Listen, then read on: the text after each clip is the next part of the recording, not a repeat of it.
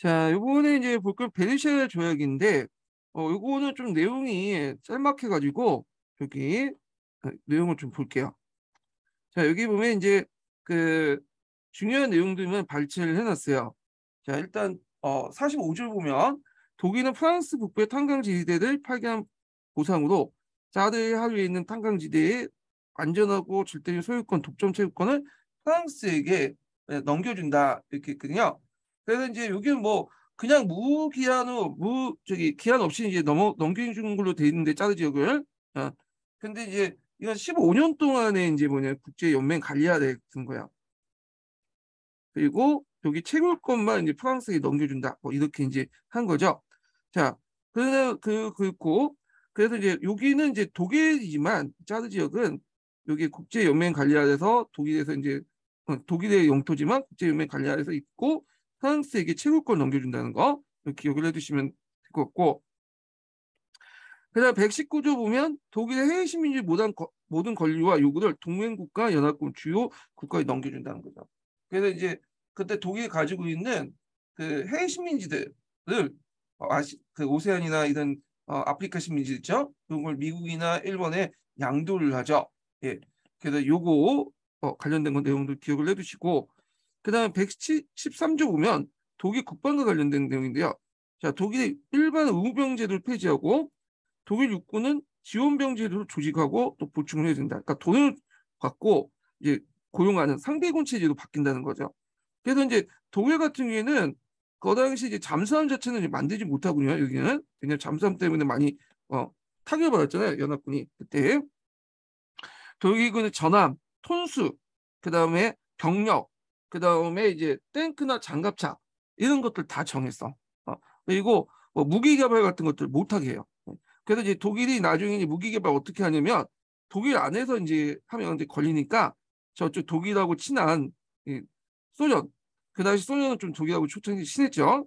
그런 나라들이나 뭐 하여튼 자기들하고 이제 친했던 뭐 스웨덴 뭐 이런 나라들과 이제 가서 무기 개발을 해요. 자, 그다음에 이제 235조가 제일 문제가 됐던 건데 여기 이제 독일이 이제 전쟁에 패했으니까 그 당시 이제 배상금을 줘야 되겠죠. 근데 이 금액이 어마어마해. 그래갖고 이제 그 배상금이 보면 총 합쳐서 1320억 마르크예요.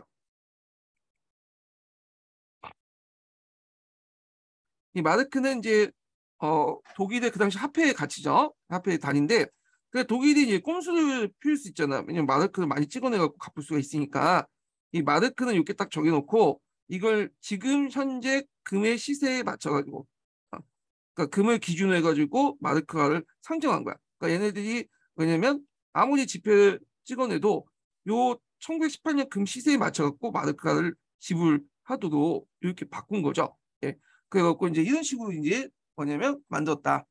자, 그래서 이제 그 당시 이제 요거 보시면 알 수 있지만 자, 연합군과 이에 동조하는 정부들은 독일과 그 동맹국의 침략 강요된 전쟁의 결과로 연합군과 이에 동조한 정부 및 그 국민에게 입힌 모든 손실에 대해서 책임은 독일과 그 동맹국에 있다.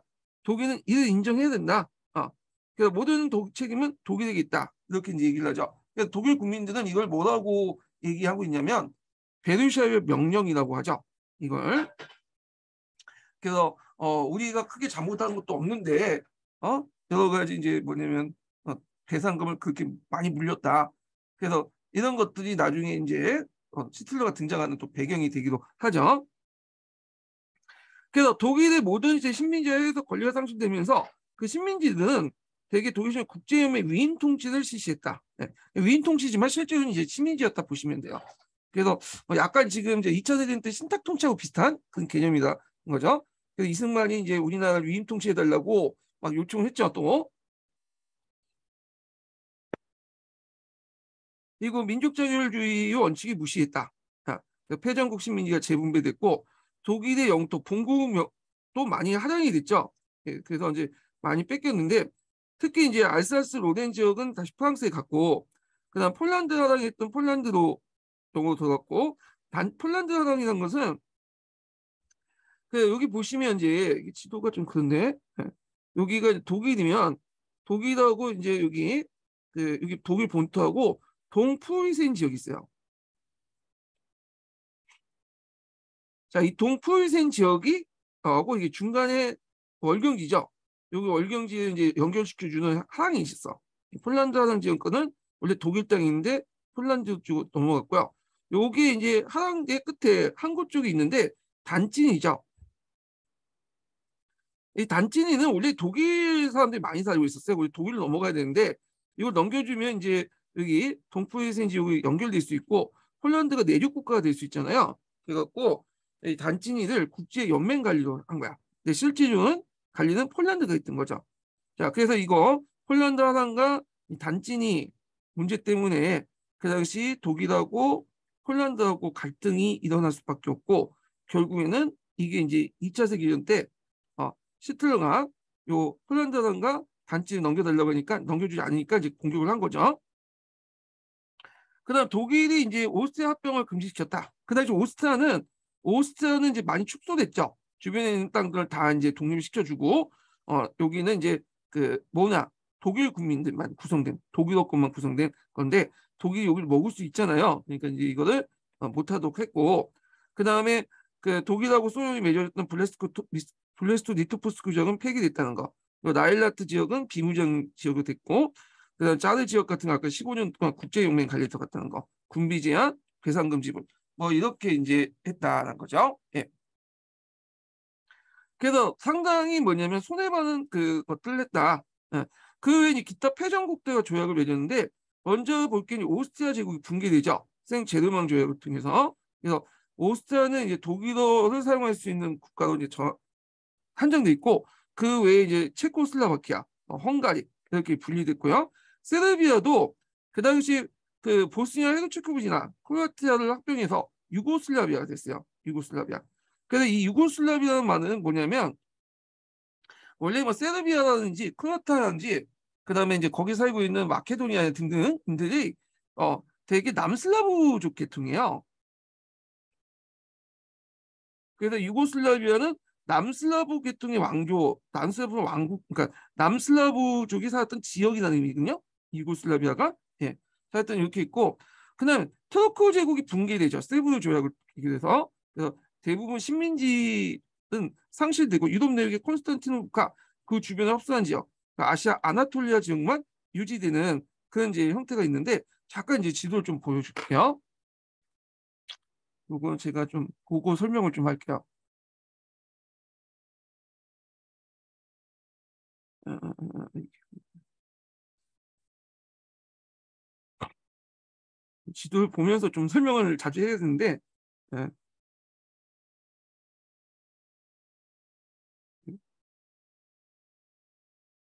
시간이 좀 걸려가지고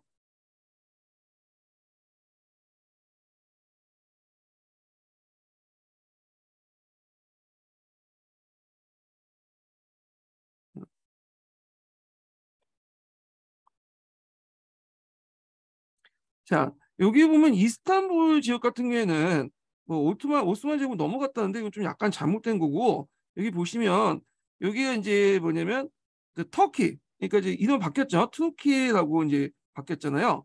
예, 그래서 터키는 좀 약간 뭐랄까 칠면조 연상하니까 용자의 땅이나 투르키로 이제 지금 이름 바뀌었는데 여기 보시면 이제 이때 세브르 조약을 통해서 이렇게 이제 나라가 나눠졌어. 그래서 여기가 오스만 본국 같은 경우에는 여기 이제 중심으로 앙칼라 중심으로 갖고 이제 남아 있었고요. 이렇게 나오네.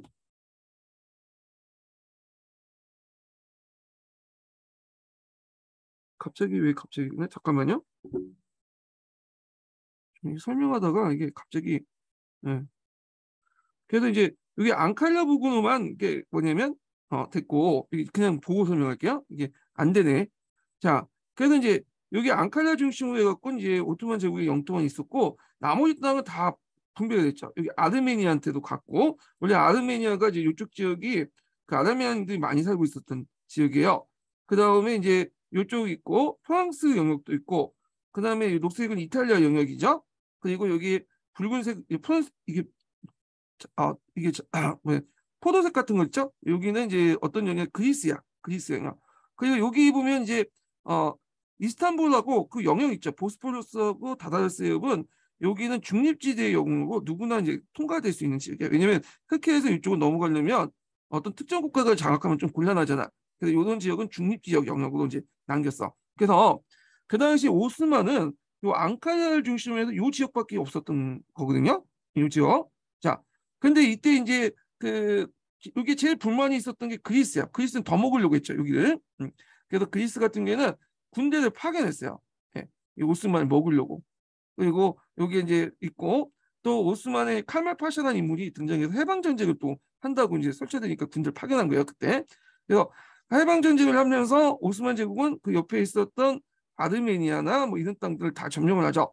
예. 그리고 여기 안 나왔던 뭐냐면 쿠로족의 공화국이 있었어요. 쿠로족 공화국, 쿠로족의 공화국도 점령하고.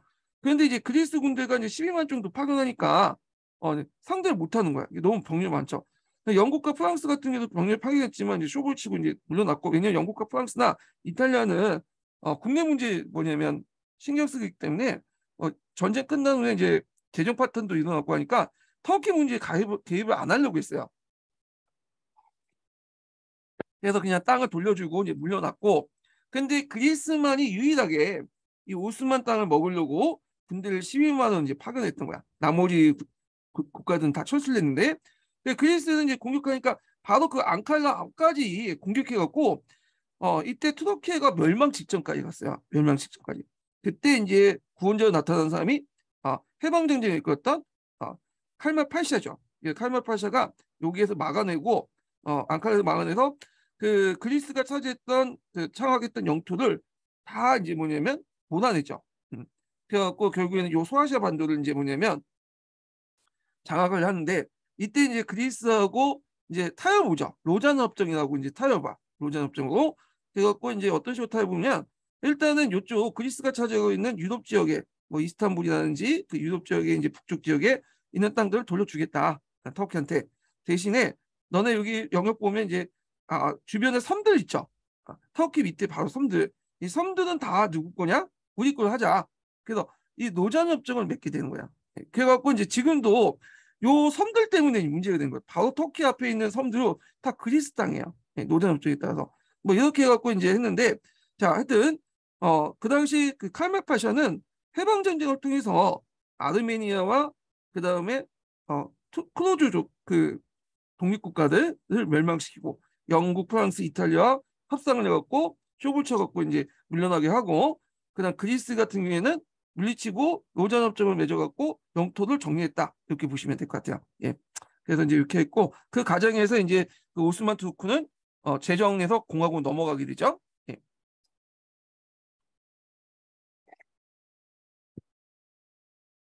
자, 이걸 다운받아갖고 보여줘야 되는데 인터넷상 보여주니까 이게 안 되네. 예. 이게 빨간 펜을 이렇게 갖고 좀 펜을 사용하려고 했더니 펜 사용이 안 돼요. 예. 자, 그래서 이제 다시 내용을 들어갈게요. 자, 이탈리아는 이제 런던 미학을 통해서 그 당시 트렌티노나 트리스트 지역의 양도를 받으려고 했는데, 피우메 지역은 얻지 못해서 상당히 불만을 갖게 됐다는 거예요. 예. 피우메 지역은 어디냐면 여기가 이제 예매한데, 이 땅이 여기 이탈리아 반도가 있으면 유고슬라비아가 있잖아요. 이게 달마치아에 있고, 달마치아에 있는 그 도시가 피우메예요. 원래 이 단마치아 지역은 이제 이탈리아 사람들이 별로 살지 않는 지역이고, 주로 이제 남슬라브 계통에 살았던 민족들 지역인데, 이탈리아가 그 지역을 한때 이제 베네치아 때 식민지로 이제 통치했던 경험이 있어요. 이거 피우메 같은 경우에는 이제 여기에 그 안에 이탈리아 사람들이 많이 이제 이주해 살고 있었거든요. 그래도 이제 그걸 이제 얻지 못한 거에서 상당히 불만을 갖고 있었다는 거죠. 그 다음에 신생국 탄생을 볼게요. 이때 러시아, 오스트리아부터 폴란드가 독립했죠. 예, 폴란드 해상을 얻고 단층이가 자유시가 되었고요. 그다음에 원래는 이제 핀란드가 러시아에 있었잖아요. 근데 이제 핀란드가 방당박 승리하면서 러시아 이제 통합 거부하고 독립을 했고, 그다음에 발트상국이 또 독립을 했죠. 예, 그래서 있고, 폴란드 같은 경우에는 또 한 번 독립하자마자 누구하고 싸우면 러시아 그 소련하고 싸우게 돼요. 소련이 여기를 좀 먹으려고 했는데, 그래갖고 이제 소련하고 폴란드 간에 이제 싸우고, 소련군이 바로 바로 앞에까지 이제 진격을 하거든요. 근데 물리치고 결국에는 니갈 조약을 맺게 돼요. 그 니갈 조약을 맺어서 오늘날 그 우크라이나, 서부 우크라이나의 일부 지역을 얻게 되죠. 이 사람이. 그래서 폴란드는 나중에 이제 2차 세계대전 때 폴란드가 침해받았잖아. 러시아부터 침해받는데, 근데 이게 예전에 소련 잘못된 걸로 제가 알고 있었는데 그게 아니더라고. 그 역사를 보니까 폴란드가 이미 이제 러시아한테 그 내줬던 땅들 있죠. 원래 이 땅들이 그 백러시아나 우크라이나 땅이었어요. 예, 그 원래 땅들을 소련이 다시 찾아온 거라고 하더라고. 그래서 폴란드가 소련한테 이렇게 당한 것만 공격받은 것만 이제 부각돼서 이제 있는데, 그 전에 폴란드와 소련이 한번 싸워가지고 이걸 조약을 기해서 우크라이나나 그 당시 그 백러시아, 오늘날 벨루루시죠? 그 일부 지역을 폴란드 영역으로 이렇게 통합을 했다가 나중에 소련이 다시 이걸 뺏어왔다. 이렇게 이해하시는 게 더 편할 것 같아. 예. 자, 하여튼 있고, 그 다음에 위임 통치제 같은 거 있는데 1차 세계대전 때 표정국의 해외 영토 귀속을 결정하면서 위임 통치제라는 것을 도입했고, 이는 국제연맹이 어느 영토에 대해 통치권을 특정 국가에 주고 해당 국가의 위임 통치 영역 주민을 교육시키고 궁극적으로 민주주의 자치정부의 수요 독립을 목적으로 했다. 그래갖고 이제 아프리카 식민지 중에 동아프리카, 여기 독일령이죠. 그 영국, 서남아프리카, 남아공 영방, 그 다음에 카메룬과 토고 다 영국과 프랑스가 나눠가졌어. 오세니아 지역도 있고, 그 다음에 중동 지역도 위인 통치용이 많고. 근데 실질적으로는 위인 통치라도 우리가 이제 2차 세계대전 이후에 신탁 통치하고 좀 약간 결이 달라. 위인 통치는 거의 보호국가 되거나 식민지를 삼았다 이렇게 보시면 돼요. 자, 그래서 성격을 보면 패전국의 식민지에만 적용돼요. 패전국의 식민지를 승전국 식민지로 재분할하는 성격을 갖고 있다. 자, 그리고 베르사유 체제에 대한 평가를 볼게요. 베르사유 체제는 그것이 수립된 20년 만에 붕괴됐죠. 2차 세계대전 때문에 여러모로 비난을 받았는데, 특히 독일에 대한 평화조약이 가혹했던 점. 많은 국가가 탄생되면서 영토가 이제 정확하게 나눠지지 않고 하다 보니까, 원래는 발칸반도가 유럽 지역의 분쟁 지역이잖아요. 그런데 이 분쟁 지역을 확대시켰어요. 독일이나 이런 지역으로 이제 뭐냐면 동유럽 지역으로 확대시켰죠. 그래서 이것이 나중에 이제 영토 문제 때문에 다른 세계대전의 어떤 그 구실이 되었다 이렇게 보시면 될 것 같아요. 자, 그리고 베르사유 조약 쭉 내용이 있는데 그냥 각자 읽어보세요. 예, 뭐 이것까지는 시험 문제 나올 것 같지는 않고. 자, 그 다음에 이제 베르사유 조약 할 때 이제 파리 강화회의 때 이때 결정한 내용 중에 국제연맹 있죠. 국제연맹이 이때 만들어졌어.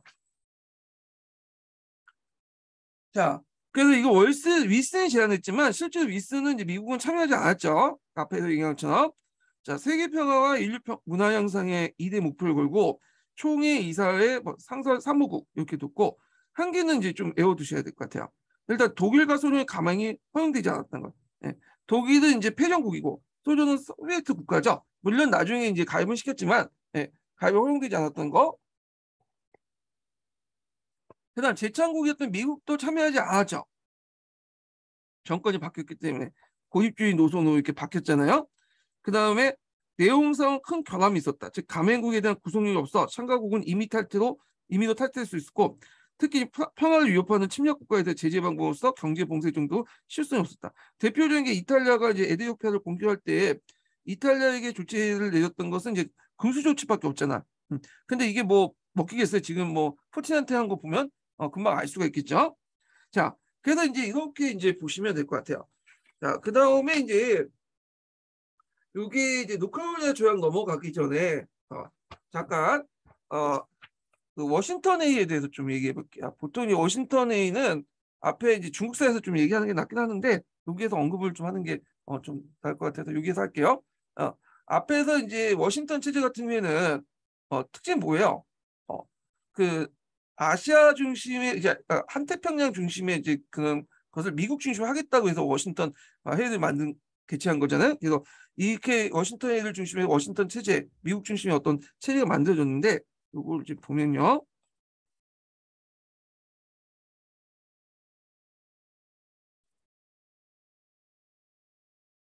요건 좀 지워주세요.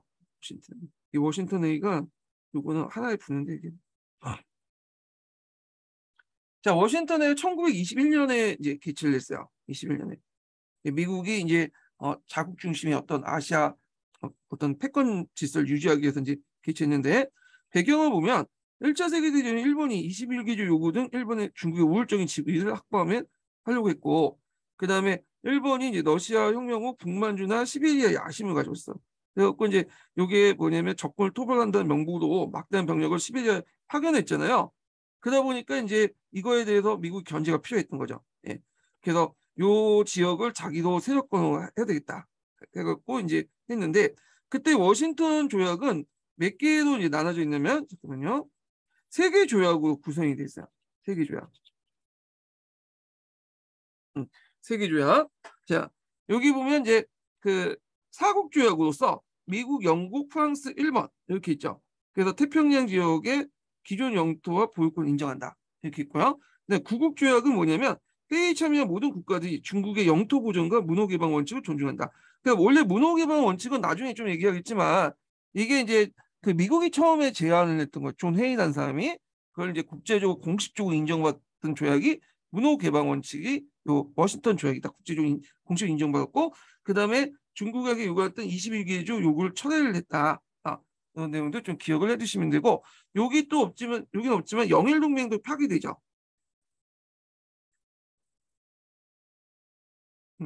영일 동맹도 파견되고요. 그다음 사국 조약과 구국 조약 함께 또 맺어진 게 뭐냐면 그 군축 조약이에요. 워싱턴 군축 조약. 자 여기에서 이제 미국, 영국, 프랑스, 이탈리아, 일본의 주요함이 비율을 5대 3대 3대 1.7대 1.75를 하는 거야.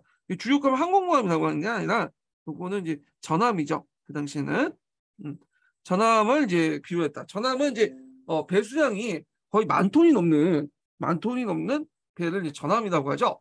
그래서 예전에는 이제 국력의 징표로서 거항 거포주의로 배수량이 크고 큰 그 포를 이제 장착한 배를 제일 중요시 여겼잖아요. 그래서 뭐 야마토 같은 그런 배 있죠. 예. 그래서 이제 전함의 비율을 이렇게 했죠. 근데 보시면 알겠지만 5대 3대 3대 3대 1.7인데 일본의 비율이 좀 적죠. 예. 그다음에 일본이 좀 손해 보는 장사였는데 근데 일본이 그걸 받아들였던 게 이제 두 가지 이유가 있어요. 그 당시 이제 시대현 사람이 외상이 시대현 수상이 즉위하면서 뭐냐면 좀 약간 타협 외교를 하고 있었거든요. 예. 그래서 일단 그렇고 두 번째는 미국의 눈치를 봤던 거죠. 그래서 이제 미국이 이제 주요 수출국이다 보니까 미국의 입장을 받아서 시대 외교를 이제 했던 거고 타협적인 정책을 했던 거고 두 번째로는 그 당시 또 뭐냐면 일본이 돈이 없었어.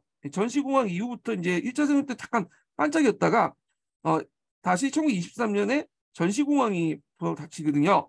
근데 그 여파가 아직까지 남아있었고 일본이 돈이 없었다는 거. 네. 그런 것들 이제 같이 기억을 해두시면 되고 전시공황은 뒤에 얘기죠. 뒤에 제가 말이 안 됐네. 예. 전시공황의 연도가 23년이 아니라 1920년이야. 예. 말 좀 했어. 전시공황의 여파 때문에 그 뭐냐면 돈이 없었다. 예. 근데 이제 이건 이제 공부가 이제 이걸 보고 이제 남아가 놓아버린 거죠. 예. 그래서 쿠데타가 이제 발생하고 그랬는데 5.16 쿠데타니 뭐 2.28 쿠데타니 다 배경이 되는 거잖아요. 그래서 전함이 이렇게 묶어놓으니까 이제 일본이 군대를 이제 해군을 뭐냐면 키워도 좀 키울 수가 없는 거야. 그래서 꼼수를 썼죠. 그래서 항공모함을 키우기 시작한 일본이.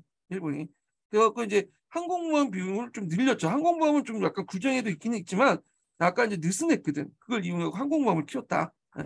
그리고 이제 있고 결과 영향을 보면 중국 영토의 보존과 기획운 등 문호 개방이나 막무가내 그 당시 미국의 요구를 관철시켰고요. 그리고 그 당시 그 워싱턴 체제가 형성됐다. 미국 중심의 국제 질서가 형성됐다. 이렇게 보시면 될 것 같아요. 자, 그리고 이제 뒤에 이제 1931년에 30년이죠. 30년에 그 런던 회의가 개최돼. 이것도 이제 굴축회담이야 이거는요. 그래서 이제 그 런던 회의에서 이제 세계 공항 속에 미국의 각국의 이제 군비 추출을 피하는데 이때는 이제 전함이 아니라 보조함이죠. 보조함. 보조함이라는 것은 대순양함, 경순양함, 구축함, 잠수함 이런 것들이야. 그래서 이제 군함보다 좀 약간 톤수가 낮은 것을 이제 그 관련된 건데 그래서 미국, 영국, 일본 그다음에 그 이탈리아가 10대 10대 7대 7대 비율로 했다. 이것도 이제 일본이 좀 약간 불리한 거죠. 이때 이제 그 이 조약 회의를 이제 주도했던 사람이 일본 측의 대표가 시대하 외상이야. 그러니까 시대하가 협조 외교가 반영됐다는 거죠. 당연히 이것도 군부의 반발을 불릴 수가 없겠죠. 예, 뭐 그래서 5.15 사건이나 뭐2.16 쿠데타와 또 연결될 수 있는 부분이죠. 예, 그래서 이제 이런 내용도 이제 기억을 해두시면 될 것 같아요. 예. 자, 그 다음에 넘어가서요. 루카노 조약을 볼게요. 자, 루카노 조약을 왜 맺었냐? 그 루카노 조약 외에도 이제 파리협정, 켈로그 분양협정 이런 것들 이제 중간에 1920년대 맺었는데 이건 뭐냐면 전쟁의 위협이 있으니까 평화적으로 좀 모든 걸 해결하자. 평화주의. 그리고 이제 남의 쳐들어오면 내 혼자 싸우는 건 좀 힘들죠. 그러니까 집단 안보 정책이 이제 필요한 거야. 집단적으로 이제 협약을 해서 집단 안전 보장 같은 걸 마련하기 위해서 이런 것들을 했던 거야. 그래서 이제 루카우노 이제 조약을 볼게요. 자, 루카우 조약은 1925년에 독일 배상금을 지불하지 않으니까 1923년 프랑스가 독일의 최대 공급지인 루르 지방을 점령을 했다는 거야. 그때 이제 독일 정부에서 태역 같은 걸 선동해 갖고 이제 일단은 그 프랑스군을 격퇴시키긴 했지만 그래서 결국에는 이제 이 사건을 계기로 해서 독일 외상이었던 스톨제만 이 사람은 좀 이름 정도 외워두세요. 이 사람은 외상이기도 하고 또 한때 수상이기도 했어요. 이 사람이 그래서 이 스톨제만에 따라서 영국, 프랑스, 독일, 유럽 국가 사이에 체결됐다는 거죠. 그래서 내용을 보면 프랑스와 독일은 베르사유 조약을 지킬 것, 협정국들은 모든 문제를 평화로운 방법으로 해결될 걸 약속할 것. 그다음에 독일의 서부 국경 지역의 형상 유지와 불가침. 그래서 라인한테 영국 비무장화 이런 것들이죠. 그래서 이 조약에 체결했던 사람들은 그냥 베르사유 조약 때 조인된 평화조약 그리고 그 후에 실시된 확정된 독일나 벨기에 또 독일과 프랑스의 국경을 인정해주겠다. 그래서 그 이상 이제 영토를 유지하고 국경을 침범하지 않는다. 뭐 그런 내용이야. 예. 그래서 이제 있고 그 다음에 이제 이때 또 하나 이제 제시한 건 뭐냐면 협정국은 평화로운 방법으로 뭐냐면 해야 된다. 는 거죠. 문제 해결을 전쟁이 아니라 평화로운 방법을 해야 된다. 그 결과 보면 이제 그 교정국들의 적대 의식이 해소됐고요. 그다음에 독일의 국제연맹 가입이 됐다. 이렇게 보시면 될 것 같아요. 예. 그리고 있고 그다음에 뒤에 넘어가서 쾌로군 불이랑 조약을 볼게요. 예. 이건 이제 부전조약 파리 협정이라고 하거든요. 파리에서 하도 이제 시험을 그 협정이 많이 만들어졌기 때문에 그냥 캐로그 불이양 조약 전쟁하지 말자 부전 조약 이렇게 외워두시면 돼요. 캐로그는 미국의 국무장관이죠. 그 다음에 이제 불이양은 프랑스의 외무장관이야. 네. 그래서 이제 이 두 명이 이제 중심으로 맺어졌는데 그래서 이제 요걸 맺고 나서 후에 대부분 국가들이 참여하는 형식으로 됐어요. 그래서 국가 정책의 정책 수행의 수단으로서 전쟁을 적극적으로 배제하자, 평화적인 방법하자. 근데 이제 유보 조건을 뒀죠. 그래서 참가국의 국가안보 중요한 어떤 국가 이익이 있으니 유보 조건이 존재하고 요때는 협정 위배될 때 대한 제재가 없다. 근데 이제 항상 예외가 있으면 예외가 나중에 시간이 되면 뭐야 원칙이 되죠. 예. 그리고 또 똑같아.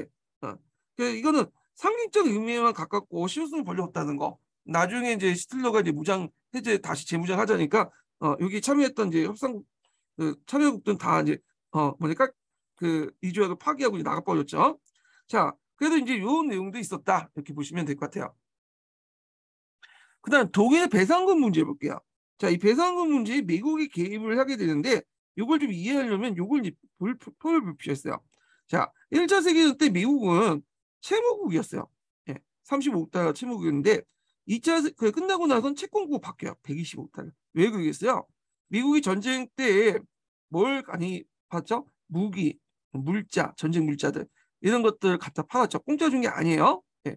그래갖고 그때 이제 영국과 프랑스가 그 미국한테 뭐 돈을 꽂거나 아니면 이제 금을 주거나 이런 식으로 했고 미국이 이렇게 채권국으로 부각이 된 거야. 채권국. 그래서 그 당시에 전쟁 기간 동안 영국과 프랑스가 미국한테 돈을 많이 꽂거든요. 전시 부채가 많았어. 갚아야 될 거 아니야. 그러니까 이제 어떻게 갚아야겠어? 당장 돈이 없는데. 그러다 보니까 독일의 이제 배상금을 받아가지고 영국과 프랑스가 전시 부채 미국한테 주는 식으로 된 거죠. 예. 그러니까 미국 입장 볼 때는 독일의 배상금을 원활하게 얘가 줘야지 넘겨줘야지 미국의 전시 부채를 이제 받을 수 있기 때문에 미국은 독일의 경제를 어떻게 하든 살려야 되겠죠. 그러니까 미국 자본들이 독일에 많이 투자를 하게 돼. 1929년 이전까지. 그래서 한때 이제 독일이 잠깐 이제 경제적으로 폭삭 망했다가 이 미국 자본 때문에 한때 다시 살아나죠. 물론 그 대공황 이후에는 다시 미국이 자본이 철수되면서 독일 경기가 죽지만, 자, 그래서 이제 미국이 이제 뭐냐면 독일 배상 문제가 이렇게 개입할 수밖에 없는 게, 이걸 제대로 이제 뭐냐면 개입을 해갖고 독일 경제를 살려두고 독일의 또 채무 부담을 좀 줄여주고 해야지만 영국, 프랑스부터 전시 부채를 제대로 받을 수 있기 때문이죠. 그래서 이제 미국은 영국과 프랑스부터 전쟁 중에 빌려줬던 전쟁 채권을 받으려고 독일의 배상금 문제에 개입을 하게 되고요. 독일의 배상금을 지불하지 못하자 프랑스가 아까 말한 것처럼 독일의 공업체 누르 지방을 점령했죠. 독일에 대한 차관을 제공하고 배상을 낮춤으로써 해결책을 모색했다. 네. 배상금이 너무 많은 것도 이제 사실이죠. 그래갖고 이제 거기에 미국이 개입됐어. 어떻게든 돈을 받아 먹으려고. 배상금을 줘야지 미국한테 채권을 이제 전시 부채를 갚을 수 있는 거 아니에요, 영국과 프랑스가. 그래서 도수안과 그다음 영안을 제시했죠. 이 도수안, 도주안이라고 또 되는데 하여튼 이 사람은 미국 사람이에요. 미국 재정관이었던 그 찰스 도스라는 사람이 있어. 그래갖고 이제 이 사람이 이제 여기에서 보고를 썼는데 어떤 식으로 이제 보고를 썼느냐면, 자, 미국이 2억 달러 차관을 제공해서 독일의 마르크를 안정시킨다. 왜냐하면 이제 이때 독일에서는 돈을 많이 찍어냈죠. 예. 뭐 부채를 갚으려고 이제 찍어낸지 모르겠는데 하여튼 많이 찍어서 하이퍼 인플레이션이 일어나. 그러니까 이제 일단 독일의 마르크를 안정시켜야겠죠. 그 렌터 마르크인가 뭐 하여튼 막 그 새로운 돈을 찍어내는데, 일단 안정시키려면 그걸 이제 뭐냐면 담보할 수 있는 금과 은이 필요한 거잖아. 예, 중앙은행의 금과 은을 예치시켰는데 그다음 돈이 필요하고 미국 2억 달러를 차관을 지금. 그래서 독일의 이제 마르크를 안정시킬 수 있는 어떤 금과 은을 세안을 할 수 있는 그런 그를 독일 중앙은행에 예치시켜 놓고 그 마르크를 발행함으로써 안정화시키고, 그거 나서 5년간 배상액을 지정한다. 그 내용이에요. 예. 그래서 이제 도수안이 이제 이렇게 있는데, 그래서 이 도수안이 좀 약간 문제가 있다 해가지고 그걸 보완한 게 영안이에요. 영안은 배상금 총액을 4분의 1로 축소시켜. 지불 연한도 59년 동안 연장. 되게 편히 봐준 거죠. 예. 요거는 상당히 좋은 것 같아. 예. 자, 그래갖고 이제 이렇게 해서 이제 있고, 그거조차도 잘 안 됐죠. 더 이제 감해주죠. 이게 된 게 후보 몰라토리움인데, 후보는 후보 대통령을 얘기해요. 몰라토리움은 보통 디폴트는 이제 뭐냐면 그 지분을 거부하겠다라는 얘기죠. 디폴트는. 근데 몰라티오는 돈은 갖겠는데 지분을 유예하겠다라는 거야. 근데 이건 누가 내면 후보가 아닌 거야. 이 사람은 채무국이 아니라 채권자 대통령이잖아. 그러니까 보통 몰라티온 같은 채무자가 돈이 없어서 지분을 유예하겠다 이제 이런 식으로 하는데, 후보 몰라티온 좀 특징이 뭐냐면 대공황이 일어나니까 이게 대공황 여파가 이제 유럽에도 확대되거든요. 당연히 독일 경제도 망하고 영국, 프랑스도 경제가 안 좋죠. 그런데 이제 자기가 이제 채권을 전시부채를 계속 받아내려면 유럽 경제가 어떻게 돼서 파국에 이를 수밖에 없잖아요. 그러니까 후보 대통령이 나서서 비록 그 돈 같은 건 나중에 갚아도 된다. 그런 식으로 이제 뭐냐면 1년 동안 상한 정책 통보시켜. 예. 그래서 이제 전국한 채권을 해서 영국과 프랑스의 어떤 전시 부채를 갚는 걸 좀 유예시켜 줬다. 숨통을 좀 틔우게 해서 독일의 배상금 문제도 좀 유연성 있게 유도리 있게 대응할 수 있도록 만들어줬다. 이렇게 보시면 될 것 같아요. 자, 그 다음에 노자네이 때도 더 깎아줬죠. 네. 1932년에 배상금 총액 44분의 1로 축소했고 경기 회복 때까지 그것도 지불 유예인데, 나치 정권이 들어서자마자 그거조차도 거부를 해서 배상금 문제는 저리 간지 문제가 된 거예요. 예. 그래서 뭐냐면 미국이 가서 좀 손해를 본 것 같지만 또 많이 팔아먹고 또 이득도 받겠죠. 하여튼 뭐 그래서 뭐 이렇게 끝났다 이렇게 보시면 될 것 같아요. 자, 그 다음에 군비 축소회의 같은 워싱턴에는 아까쯤에 얘기했고, 제네바회의가 있었는데 이때 보조월 비율을 정하게 소집했지만 프랑스, 이탈리아가 불찬성을 해서 이제 건너뛰고, 그 다음에 그 런던 구축회에서 10대 10대 1 이렇게 정했다고 했죠. 자, 제네바회의는 각자 보시고 이것만 기억을 해두시면 돼요. 워싱턴 회의하고 이 런던 회의 요거 지금 기억해 주시고, 워싱턴 회의 때 뭐냐면 워싱턴 체제, 미국 중심 워싱턴 체제가 만들어졌다. 자, 그다음에 문호개방 정책인데 요거는 좀 기억을 해두세요. 이게 제가 중국사에다가 배치시켜 놓은 거 기억나는데 여기다 배치시켰는데 일단 확인하죠.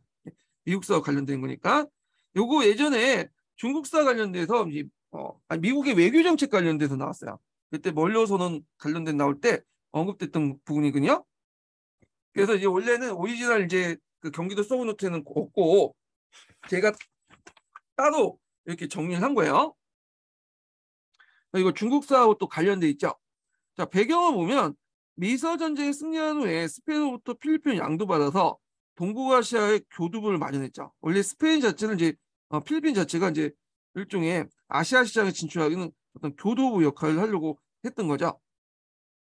근데 이제 중국 시장에 진입하고 했지만 문제는 서양 열강들이 이미 진입해서 각 세력간에 따라 중국에 이제 분할 점령한 상황이었어요.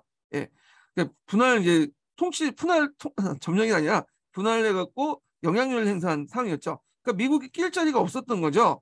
근데 미국은 이제 영토적 야심은 없고 주로 이제 경제적 문제 때문에 그런 거거든요. 근데 이제 영국도 마찬가지야. 영국도 경제적 문제에 상당히 관심이 있어. 영토적 야심이 없고. 그 영국이 이제 처음에 미국에 문호 개방을 좀 해라고 요청했는데 미국이 거부했다가 가만히 생각해 보니까 이게 맞거든. 그래서 존 회이 국무장관이 영국, 독일, 러시아 정부에 각서로 전달하시고 문호 개방 정책을 공표했어요. 만약에 각서를 전달한 것이 합의해 갖고 한 게 아니라 일반적으로 뭐야? 그냥 통보한 거라고 보시면 돼요. 그러니까 처음에 이걸 이제 그 서양 열강들이 받아들이지는 못했겠죠. 뭐 영국을 제외하고는. 자, 목적은 뭐냐면 중국의 이권 탈취에 뒤늦게 뛰어든 미국이 통상 기획운동과 중국의 영토 보존을 내세우면서 상업적 권리를 획득할 목적이 있다. 미국은 상대적으로 볼 때 이제 식민지 영토 문제에 대해서는 별로 관심이 없다고 했죠. 이 사람들은. 예. 그래서 보통 이제 상업적 권리 획득에 관심이 있고, 그다음 두 번째는 중국 분할 위기 해소 및 국동의 세력 경제에 뒤처진 자국의 입장을 또 만회해보려고 했다. 예. 그래서 이제 이게 두 번에 걸쳐서 발표했는데, 자, 첫 번째 발표 내용은 각국의 평등한 관세, 철도 요금, 입항세, 한국과 같은 세금, 통상권 승인 요구를 촉구했고 평등하게 이제 걷자는 거야. 세금을 내자는 거죠. 자, 2차 때인데 2차 때 위화단 사건이 나와요. 그래갖고 이제 중국이 분할되니 많이 그때 이제 근상이었거든요. 그래서 이제 이때 위화단 사건 때 미국이 연합국에 참가해서 큰 임무를 수행하니까 미국의 발언권이 강화되죠. 자, 그래서 이제 이때 미국이 나서서 중국의 영토 보전, 중국에서 평등과 차별 없는 무역을 보장하자. 그래서 이제 이렇게 했고 결국에는 이제 미국은 문호 개방 정책을 내세우면서 러시아와 일본의 만주 지키나 21개주 요구 등을 반대했고 이 문호 개방 정책은 초창기 때 미국의 일방적인 통보에서 했는데 국제적으로 공인받은 것이 아까 말한 워싱턴 조약 때 워싱턴 조약에 보면 9개국 조약이 있죠. 요걸 통해서 공인받았다. 그 이란으로 이제 21개 요구도 철폐시키도 했죠. 철폐시키도 했죠. 자, 그럼 문호 개방 정책의 의미를 볼게요. 자, 중국에서 경제적 기회군등과 중국 영토 보존이라는 그 원칙을 주장했고, 그 다음에 스페인과의 전쟁을 통해서 미국이 필리핀 영유했던 것도 중국 정책에 의한 발판 마련이고, 중국을 둘러싼 국제 정치의 발언권을 확보하고 강대국 사이의 세력군을 이용하면서 문호 개방, 경제 기회군등과 영토 보존 원칙을 실현시키려고 했다. 이렇게 보시면 될 것 같아요. 그래서 이 문호 개방 정책 예전에 16년 기초에 나왔기 때문에 한번 나올 가능성이 있어요. 그래서 6년이 흘렸네요. 예. 자, 그 다음에 이제 1차 세계대전의 민주주의 발전과 각국의 정세를 볼게요. 자, 요거 은근히 시험 문이 많이 나와요. 그래서 1차 세계대전 이전, 그러니까 1차 세계대전에서 끝난 다음에 끝나고 그 2차 세계대전 시작하는 때까지 한 사회의 어떤 경제적 변화, 정치적 변화에 대해서 물어본 게 있더라고요. 예, 찾아보시면 알겠지만. 그래갖고 이제 지도와 함께 물어본 게 이제 예전에 문제도 있었고 그랬는데 여기 한 1918년부터 해갖고 언제까지야? 1939년까지죠. 그러니까 그 전까지 이제 그 폴란드 침공한 9월 이전까지죠. 요걸 이제 뭐라고 하냐면 정강기, 간정기 이렇게 이제 얘기하는데 그래서 양차 세계전의 중간에 있는 시기다. 요 시기 때. 그래서 대략 한 20년 정도 이렇게 시기를 얘기해요. 그래갖고 지도를 보시면 이제 이 지도도 이제 보셔야 돼. 이제 지도와 함께 시험 문제 나왔으니까.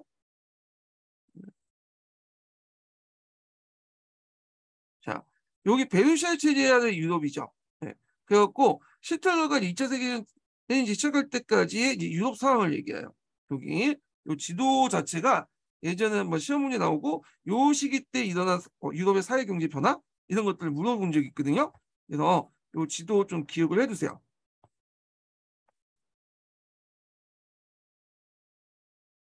자, 그러면 이제 좀 보면 어떤 변화가 있는지 좀 볼게요. 자, 일단 민주주의가 발전됐다. 그래서 민주주의가 발전될 수 있었던 게 보통선거제가 이제 실시했던 거 연결돼 있죠. 그 민주 정체가 이제 민주주의가 이제 그 공화제가 늘어나고 그래서 이제 독일, 오스트리아, 투르크, 러시아에서 제정이 무너지고 러시아의 경우에 제하고는 민주공화국이 수입되었고 신생국도 민주공화국을 채택했다는 거. 그래서 제정과 왕정 대신에 공화국이 많이 늘어났다 이렇게 볼 수가 있어요. 자, 정치적으로 보면 재산 소유의 제한 선거가 없어지고 남녀 간의 평등 선거가 실시했다. 남녀 보통 선거. 이게 중요하죠. 그래서 이제 이게 이제 관련돼 갖고 영국에서 이제 보통 선거권 이제 관련돼서 여자한테도 주는 이제 그 하게 되죠. 그래서 그 후부터 이제 여러 나라들이 등장하는데 참고로 그 당시에 그 영국에서 그럼 남자들은 다 보통 선거권 갖고 있었냐? 뭐 만 20세 이상이면 아니죠. 남자들도 재산의 어떤 소유 제한이 있기 때문에 좀 약간 밑에 있는 빈민들은 남자들도 뭐냐면 선거권이 없었어요. 선거권이. 그래서 우리가 뭐 농업 노동자, 공업 노동자 이렇게 하지만 이들은 좀 얼굴 벌고 정기적으로 일을 하는 사람들 대상하고 뭐 프리랜스나 알바나 이렇게 하거나 뭐 별다른 소득이 없는 사람들은 남자들도 뭐냐면 선거권이 없었어요. 네, 영국에서 여자들은 당연히 없었고 근데 이제 이런 사람들이 징병제를 통해서 1차 세계 때 피를 흘렸고 여자들도 이제 군수공장 가서 여러 이제 무기도 만들고 탄화도 만들고 그랬잖아요. 그러다 보니까 이제 선거권이 주어지게 되죠. 영국뿐만 아니라 다른 나라도 마찬가지야. 이거는 좀 기억을 해두시고 그래서 잠깐 이제 좀 보면 그래서 여성의 참정권을 이제 주는 걸 볼게요. 여기 이 연도를 좀 정확히 기억을 해둘 필요가 있어요. 최근에 여성사들이 이제 좀 부각돼 갖고 여성적인 역사적인 인물들이 되게 남성 중심이기 때문에 여성 중심으로 바꾸자. 그러니까 여성 중심 여성도 이제 집어넣자 해갖고 여성에 관련된 내용들이 많더라고 여성사 관련된 내용이. 그래서 이제 보면 자 일단은 뭐 뉴질랜드 페미니즘의 왕국이죠. 이게 좀 말하면 좀 그러나? 예. 1983년에 최초로 이제 여성 선거권을 줬고 그 다음에 여기 보면 다른 나라들 이 선거권을 줬어. 핀란드, 노르웨이, 덴마크 그 다음에 여기 영국은 이제 좀 늦었어요. 이거는 영국은 그 1928년에 완전하게 준 거죠. 예전에는 이제 제한된 방식으로 했다가 5차 때는 그때 이제 5차 때 1918년인가 14 이때죠. 이때는 이제 주로 31세 이상의 여자들을 줬다가 완전히 남녀 평등 이제 선거권이 된 건 1928년이다. 이렇게 보시면 돼요. 5차 때. 근데 여기에 좀 눈여볼 게 프랑스예요. 프랑스. 프랑스는 1946년에 줬어. 대개 보면 앵글 색슨 계통, 여기가 게르만 계통의 나라들은 대개 여성의 선거권을 주는 게 좀 빨라요. 네. 근데 나팅기어의 나라들은 좀 상대적으로 늦거든요. 그 프랑스 같은 게 대표적인데 프랑스가 뭐 진보니 이렇게 뭐 이렇게 뭐 혁명이니 하면서 이런 그 의미가 있잖아요. 근데 막상 그 여성 선거권은 1946년에 가서 줬다. 이 드골 대통령이 왜 줬냐? 뭐 여성에 위해서 그 주는 게 아니라 그 당시 사회주의 학생들이니까 여성이 좀 보수적이다. 그래갖고 그러면 여성의 선거권 주면 보수적인 정권을 좀 선택을 많이 할 거다 생각해서 준 거야. 예. 그 2차 세계대전이 끝난 다음에 줬어요. 이거 좀 기억을 해서 프랑스는 1946년에 줬다. 이게 예전에 한번 시험 문제 나왔어요. 시험 문제. 그래서 이제 이런 내용들 좀 기억을 해두시고 그래서 이제 여성 참정권 운동도 같이 있었죠. 여성 참정권 운동도 예전에 시험 문제 나왔죠.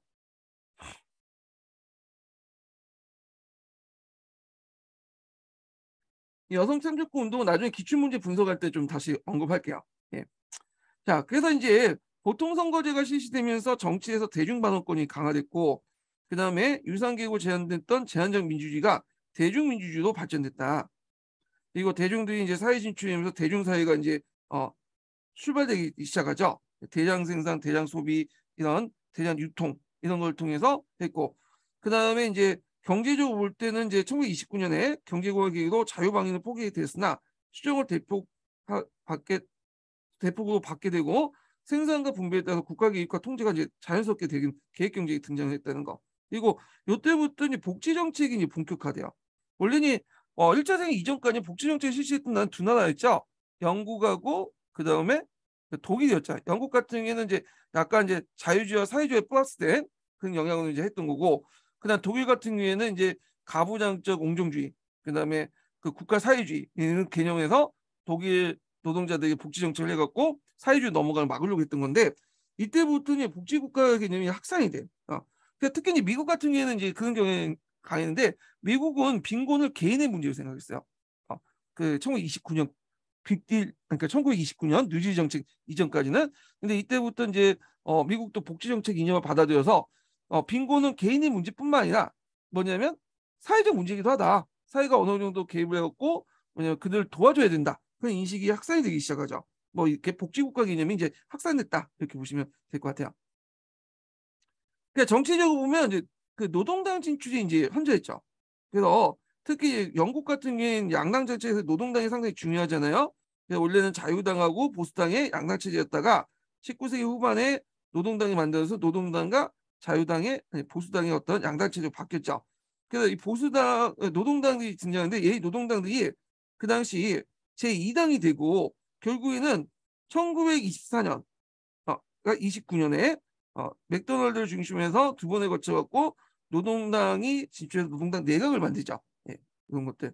자, 그래서 이제 있고, 그 다음에 이제 영국 같은 연영막이 이제 조직이 있는데, 대전 중에 영국의 자치령들, 영국의 자치령 뭐야? 호주라든지 뉴질랜드, 이런 국가들이 있어요. 그래서 이런 국가들이 이제 연합군을 형성해갖고 그 뭐냐면 아작 연합 연대인가? 하여튼 그걸 그 해서 군대를 파견했고, 갈리포리 전투에서 큰 활약을 했죠. 많은 이제 피생을 했잖아. 그러니까 이제 그 피를 많이 흘렸죠. 그 국제연맹의 독재에 가입해서 이제 독립을 했다. 대신에 영연방에 들어가게 되죠. 그래서 이제 그 당시 이런 그 자치령은 이제 독립국가 하면서 영연방이 되면서 영연방 조직을 만들게 되는데, 이게 웨스턴 미스턴 조례가 이제 있죠. 본국과 자치령이 국왕에 대한 공통을 충성하고 결할 뿐 기타 모든 점에 동등했다. 상호 독립점을 규정했다. 그래서 그 당시 그 연영방 같은 경우에는 국가의 유니언잭을 이렇게 그려놔서 포시려고, 그 다음에 총독을 파견해요. 예, 영국에서. 근데 총독이 별 실권이 없어. 그냥 상징적인 존재야. 그리고 이제 다만 이제 그 앞에 국왕, 영국 국왕을 모시고 그 정도밖에 안 돼. 예. 자, 하여튼 영국부터 완전히 독립했고, 이때 본국과 자치령 영국 연방 형성되어 캐나다, 오스트리아, 뉴질랜드, 남아공, 뉴폴랜드가 이에 포함되었다. 그런데 이제 한계가 있어. 이거는 앵글색스 백인 계통에만 한정돼 있고요. 그 나머지 인도 같은 나라들은 제외시켰죠. 인도는 1차 세계대전 때 그 당시 영국 편에서 갖고, 어쩌면 영국 식민지가 영국 편에 쓸 수밖에 없는데, 많은 또 병력을 또 파견해 줬잖아요. 그때 이제 영국에서 이제 뭐라고 얘기하냐면 인도한테, 너네들에게 이제 너네들이 병력을 파견해 주 많이 도와주면 나중에 자치권을 준다고 했잖아. 근데 자치권 제대로 안 줬죠. 그래서 이제 반발 불러일으키고 그랬는데, 자, 여기는 연영방 조직은 아직까지는 뭐였다? 백인 계통인 거는 앵글색슨 백인 나라만 해당한다. 이렇게 보시면 될 것 같아요. 자, 그 다음에 프랑스를 보죠. 프랑스는 항상 이제 독일을 이제 두려워하게 되죠. 네. 왜냐면 독일이 이제 예전에도 보불 전쟁, 뭐 1차 세계대전 프랑스가 계속 공격을 해왔잖아요. 특히 이제 1차 세계대전 때 큰 손해를 봤던 나라가 프랑스예요. 프랑스는 자국 안에서 싸웠잖아. 독일은 자국 안에서 싸우지 않았죠. 예, 그 싸우기 전에 이제 항복을 해버렸잖아. 그럼 영국과 미국은 뭐냐면 자국에서 싸우진 않았고, 그러니까 프랑스가 주요 전쟁터였어요. 자, 그러다 보니까 이제 뭐냐면 전후 그 후에 여러 가지 피해도 더 많고, 그다음에 전후 배상도 더 많은 요구를 할 수밖에 없겠잖아요. 그다음에 또 독일에 대한 두려움이 있었어요. 예, 프랑스는. 그래서 독일로부터 안전을 보장할 필요가 있겠다. 지금 독일 패전국에서 저러고 있지만 언젠가 또 분기돼서 일어나가지고 우리를 칠 수 있겠다. 그런 생각을 가질 수밖에 없겠죠. 그래서 이제 대독 안정 보장이 필요했던 거죠.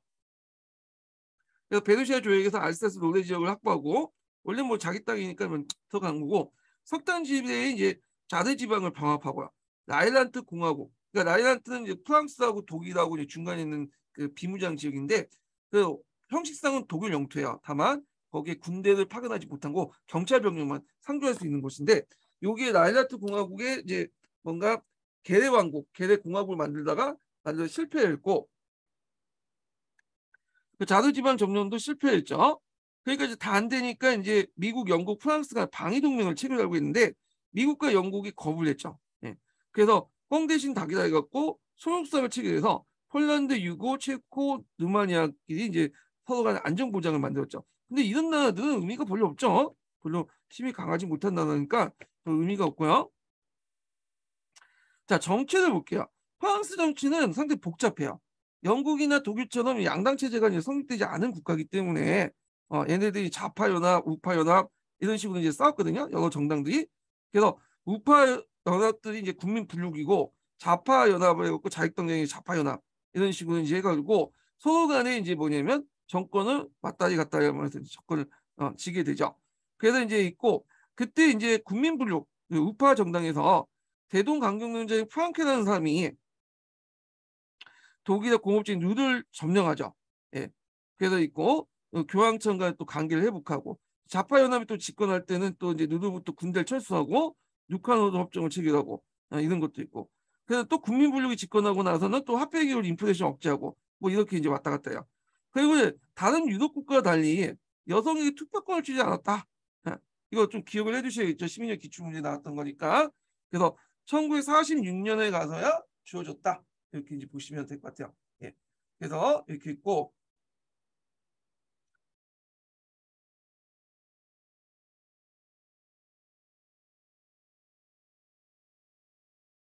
그리고 이제 여기 좀 빠진 게 아일랜드 문제가 빠졌네. 영국 할다가 아일랜드 문제를 좀 하고 넘어갈게요. 여기 버그가 많이 나왔고 예. 여기 영국에 쭉 얘기하다 보니까 아일랜드가 빠져 있어.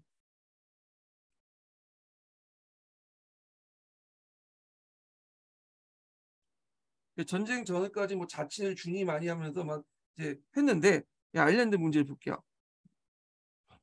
여기가 어디서 적어놨지? 자, 이 아일랜드를 보죠. 앞에서 얘기하죠. 노예들 조직 때 아일랜드에게 뭐 자치를 준다 뭐 하면서 이제 옥신각신 하다가 분열까지 일어났다고 했잖아요. 그래갖고 이제 전쟁 중에는 이제 뭐냐면 그 좀 정신이 없었어. 그러다가 이제 일전 이후에 신페인당이라는 그 당이 만들어져요. 이 신페인당을 중심으로 해서 아일랜드 독립의 어떤 구심점 역할을 하거든요. 신페인당은 이제 혈통으로 우리들 자신만이라는 뜻이라고 해요. 그래서 격렬한 이제 투쟁을 하게 되고 그때 이제 대전에 지쳤던 영국이 이제 타협을 하게 되죠. 아일랜드하고 싸우기 싫으니까 타협을 제출해요. 그래서 신페인당, 운건당은 이들 이제 받아줬어요. 이게 무슨 타협이냐면 그 여기 아일랜드 보면 이쪽 북쪽 지역 있죠. 여기 얼스트 지역이잖아. 어스트 지역이 이제 그 당시 이제 누가 이제 많이 살고 있었냐면 신교도들이 많이 산다고 했잖아요. 그 예전에 코로나 때부터 요 신교도 이제 그 스코틀랜드 지주들이나 이런 사람들 많이 여기 이주시켰다고 했죠. 근데 여기에 집중적으로 살고 있는 거야. 그래서 신페인들 강경파들은 여기까지 먹고 우리가 독립하자, 얼스트 포함해서 독립하자 이렇게 이제 한 반면에 온건파 같은 경우에는 얼스트 북부 6주를 제외하고 남부 26주만 가지고 독립하자. 여기 카톨 지역이니까. 예. 이렇게 이제 주장을 했어요. 그래서 이제 영국이 이제 타협안이 이제 요 온건파들 입장을 맞으니까 결국에는 요걸 이제 가지고 독립을 한 거죠. 그래서 처음에는 아일랜드 그 자유국으로서 자치형 형태로 이제 했다가 나중에 국제연맹에 가면서 아일랜드 공화국이 되고요. 그 과정에서 원래는 영연방에 속했는데 영연을 탈퇴를 시키죠. 예. 그래갖고 이제 지금 에일레 공화국은 이제 있다. 근데 이제 요 얼스트 문제가 항상 잔존돼 있죠. 그래갖고 지금도 거기에서 뭐 그 와서 그 테러도 일어나고 막 그러잖아요. 예, 북부 아일랜드 문제, 얼스트 문제가 아직까지도 이제 잔존돼 있다 이렇게 보시면 될 것 같아요.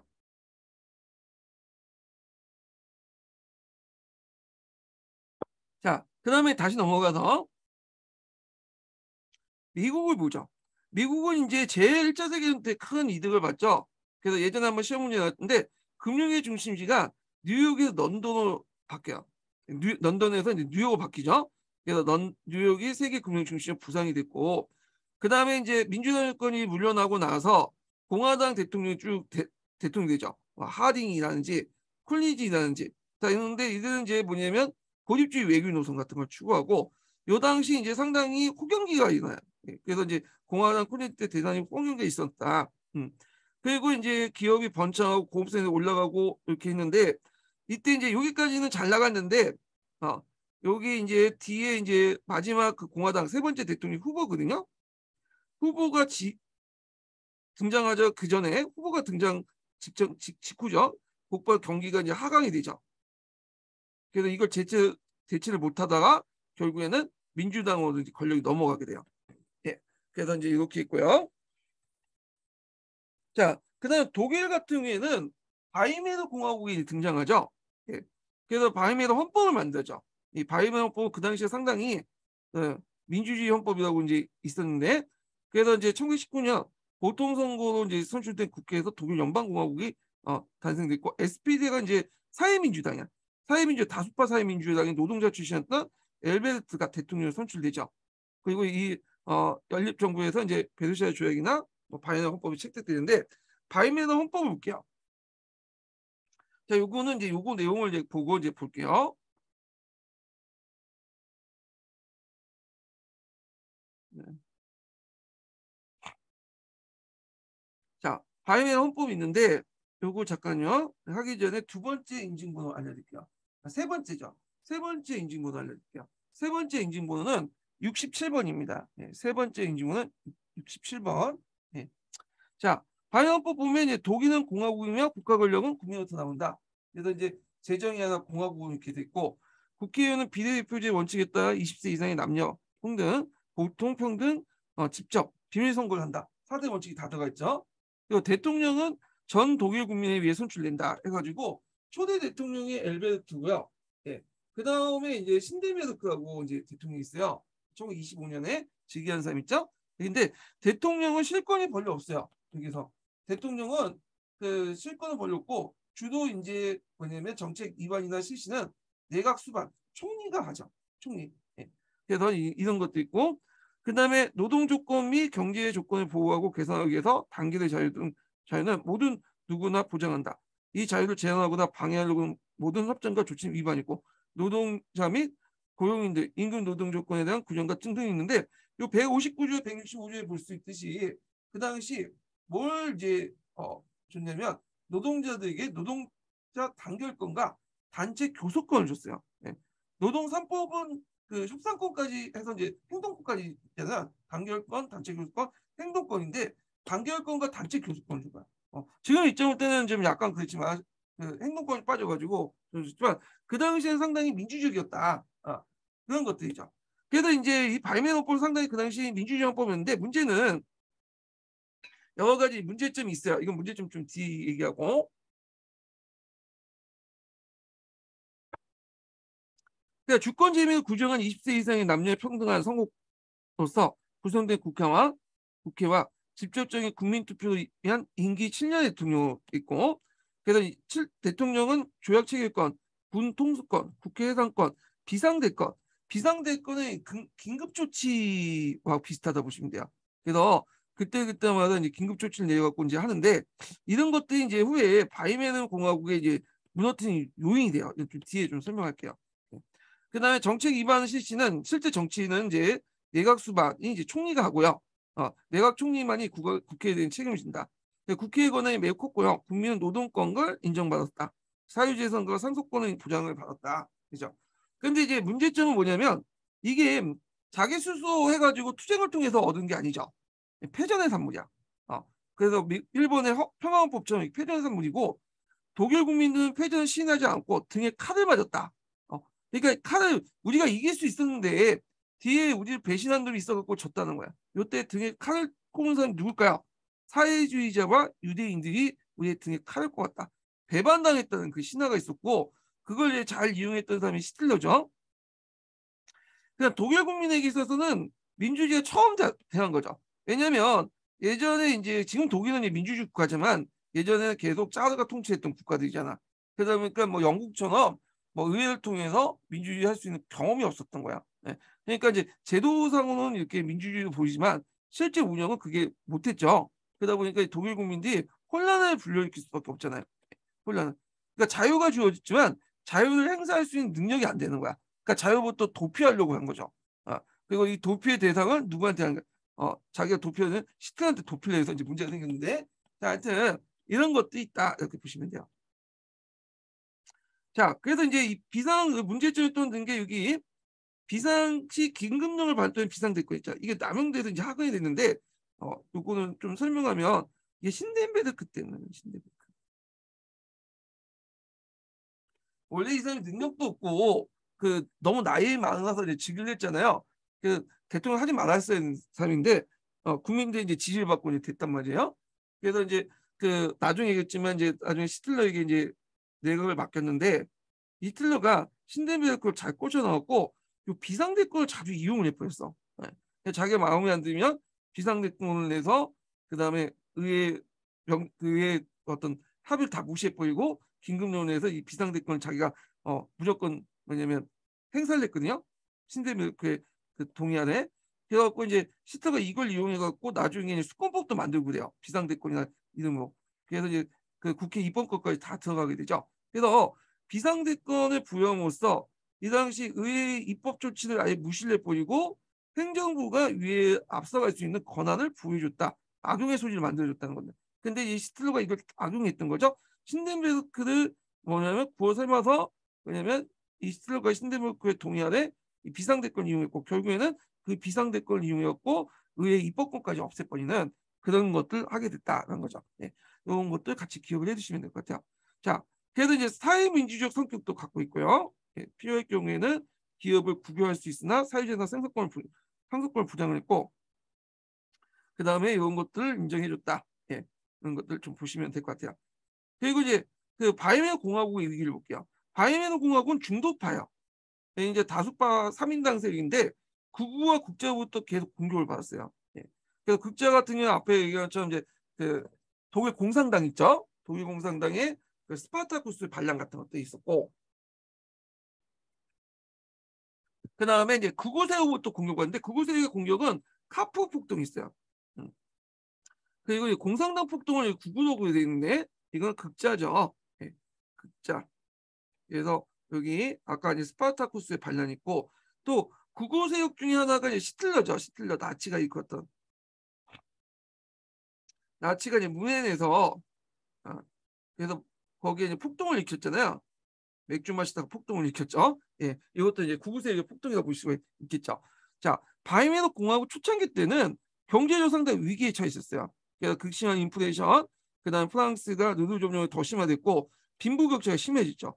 그러다 보니까 이제 봉급생활자 중산계급 빈곤화와 이렇고 오직 산업재벌단이 채무를 쉽게 갚을 수 있었고 거기에다가 인플레이션도 일어났죠. 하이퍼 인플레이션.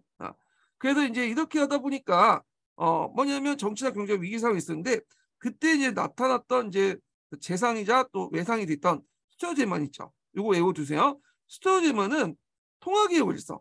1조 마르크가 너무 이제 돈 가치가 올라가잖아. 돈 액수 단위를 줄이죠. 리노디제이션이라고 하나? 하여튼 있는데 그래서 1,000원을 만약에 이게 돈 가치가 니까 1원으로 이렇게 만드는 작업이에요. 이게 1레탄마르크 이제 있고 도주화를 채택해서 통화를 안정시키고요. 그래서 앞에서 얘기한 것처럼 루카노 협정을 해서 국제연맹에 가입했고 부존조약을 체결했고 영안도 채택되고 그 다음에 이제 이렇게 있고 그래서 나일란트에서 이제 연합군이 철수하죠. 베네수엘라 쪽보다 이제 4년 앞서는데 철수했다는 건 분대를 철수한 거고 원래 나일란트는 비무장 지역이기 때문에 철수를 해도 독일은 독일군 들어갈 수 없고요. 경찰만 들어갈 수 있어요. 경찰 병력만. 근데 이제 시틀을 무시하고 그냥 군대를 집어넣은 거죠. 거기에다 이제 경제 발전인데 이제 이때 뭐가 됐어? 미국 자본이 많이 들어왔죠.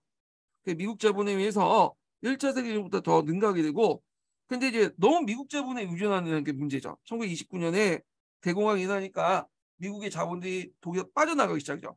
그러면서 이제 이렇게 오다가 1929년 기점에 이렇게 팍 떨어지고 요걸 이용했던 사람, 경제 불황을 이용했던 사람이 히틀러의 이제 또 집권 배경이 되기도 하죠.